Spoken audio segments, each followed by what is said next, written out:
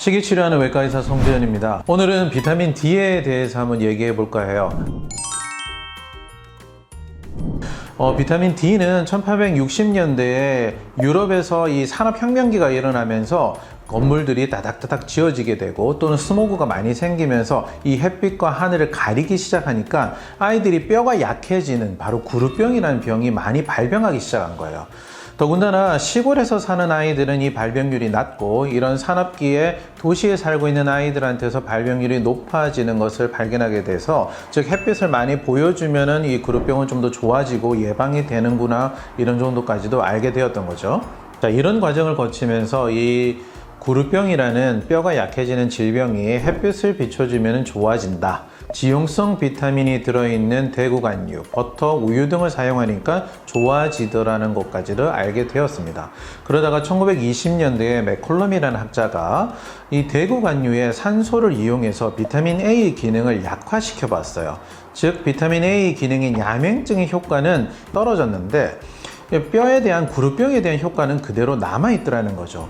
결국 비타민 A가 구루병에 대한 효과가 있는 것이 아니라 이 대구간유에는 뼈에 효과가 있는 다른 물질이 또 들어있구나를 발견하게 됐고, 그래서 이 비타민 D가 명명이 되기 시작했습니다. 그런데 사실 비타민 D는 비타민이라기보다는 호르몬에 더 가까워요.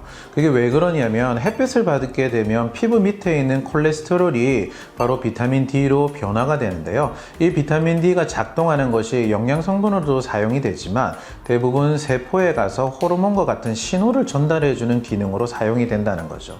또한 비타민은 바로 피부에서 만들어주는 즉시 사용되는 것이 아니라 간에서 한 번 또는 신장에서 한 번, 두 번의 변화 과정을 거쳐야지만 활성형 비타민 D가 되게 됩니다. 이런 호르몬과 같은 비타민 D는 과연 어떤 작용들을 우리 몸에서 하게 될까요? 바로 우리 몸의 칼슘을 축적해서 튼튼하게 해준다는 건데요. 사실 진짜 정확하게 이해하려면 뼈의 칼슘을 튼튼하게 하는 것은 아니고요.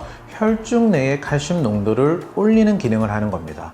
비타민 D가 장 세포에서 작용을 하게 되면 도장에서 칼슘 흡수를 올려주는 거고요. 신장에서 작용할 때는 칼슘 배출을 억제하는 과정을 거쳐서 혈중의 칼슘 농도를 올리게 되는 거죠. 그래서 혈중의 칼슘 농도가 많아지게 되면 이것이 뼈로 침착이 돼서 뼈가 튼튼해진다는 것입니다. 자, 여기서 주의할 것은 우리가 칼슘을 너무 적게 먹거나 체내에 칼슘이 부족한 상태에서 비타민 D를 많이 먹게 된다면 혈중의 칼슘을 올려야 되기 때문에 오히려 뼈에서 칼슘을 빼내오는 역할을 할 수도 있습니다. 즉 비타민 D를 사용할 때는 꼭 칼슘의 농도가 적절하게 유발이 될 수 있도록 적당한 칼슘을 같이 복용을 하셔야만 됩니다. 자, 그러나 비타민 D가 이것으로 효능이 끝나는 것이 아닙니다. 사실은 더 중요한 역할들이 있습니다. 앞에서도 제가 얘기했지만 비타민 D는 그냥 비타민이라기보다는 호르몬에 더 가깝다고 얘기를 했었죠. 이런 작용을 하는 걸 실질적으로 보여주는 것이 고혈압, 당뇨, 심근경색 같은 질병들이 비타민 D 수치가 높을수록 발병률이 떨어졌다는 거죠. 이것은 비타민 D가 우리 몸의 세포에 작용을 하면서 대사 기능에 영향을 주고 있다는 것을 알 수 있습니다. 자, 이런 질병들이 갖고 있는 분들은 꼭 비타민 D 혈중 농도가 어는지 확인하시고 이것을 올려야 되는 것이 중요합니다. 재미있는 연구 결과도 있는데요. 적도 부근에 가까운 데서 수술했었던 사람들과 위도가 높은 경우에 수술했던 사람들하고 합병증의 발병률을 비교해 봤을 때 위도가 올라가면 올라갈수록 더 합병률들이 많아졌다고 이야기를 하고 있습니다. 그 이유 중에 하나가 바로 비타민 D의 결핍 증상을 이야기하고 있는 거죠. 우리가 인종이 나뉘게 된 것도 이 비타민 D에 영향을 미치지 않았나라고 이야기하는 분들도 있습니다. 바로 햇빛이 강렬한 아프리카에 살고 있는 사람들은 이 햇빛으로부터 피부를 보호해야 되기 때문에 피부색이 검은색으로 되어 있지만 위도가 올라갈수록 비타민 D를 합성할 확률이 떨어지기 때문에 피부는 점점 옅어지게 되는 거죠. 그래서 위도가 올라갈수록 피부가 하얘진 인종들이 생기게 된 경우도 오히려 비타민 D를 많이 흡수를 해서 더 건강해지기 위한 하나의 적응 방법이라고 보고 있는 연구 결과들도 있습니다. 그런데 질병 중에서도 더 무서운 건 바로 암이잖아요. 이 비타민 D의 농도가 높을수록 유방암, 전립선암, 대장암의 발병률이 떨어진다는 연구 결과들이 나오고 있습니다. 즉, 암의 예방에 있어서도 바로 비타민 D가 효과가 있다는 거죠.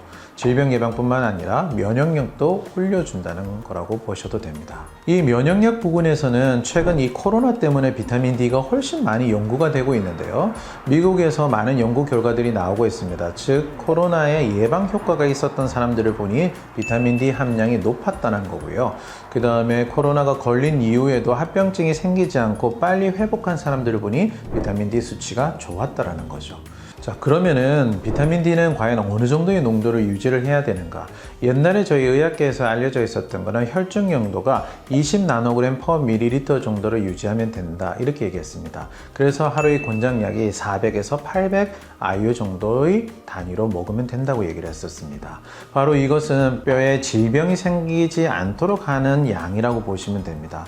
하지만 지금 계속해서 알려진 거는 골다공증을 예방하기 위해서는 30 나노그램 per 밀리리터 정도는 유지해야 된다 그러고요. 앞에서 말씀드린 것처럼 질병을 예방하는 효과를 나타내거나 면역을 상승하는 효과를 나타내기 위해서는 혈중 용도가 50에서 70 나노그램 per 밀리리터 정도를 유지를 해야 된다고 합니다. 자, 이 정도의 농도를 유지하기 위해서는요, 6개월 이상은 하루에 5,000 IU 정도를 복용을 하셔야 되고, 그 이후에는 3,000 IU 정도를 복용을 하셔야지 이 농도를 유지할 수 있다고 합니다. 자, 비타민 D에 대해서 좀 더 많이 알게 되셨나요? 비타민 D는 전에 말씀드렸던 비타민 B군이나 비타민 C처럼 정말 중요한 비타민이 될 수 있고요. 하지만 특징적인 것은 이 비타민 D가 지용성 비타민이기 때문에 너무 많은 과량을 섭취하게 됐을 때는 부작용이 생길 수 있다는 것도 꼭 염두에 둬야 되는데요. 그래서 비타민 D를 섭취할 때는 자신의 농도가 어느 정도인지를 확인하고 비타민 D를 섭취를 시작하는 것을 추천해 드립니다. 비타민 D에 궁금한 것이 있다면 아래에 댓글에 글을 남겨주시면 제가 많은 것을 알려드리도록 하겠습니다.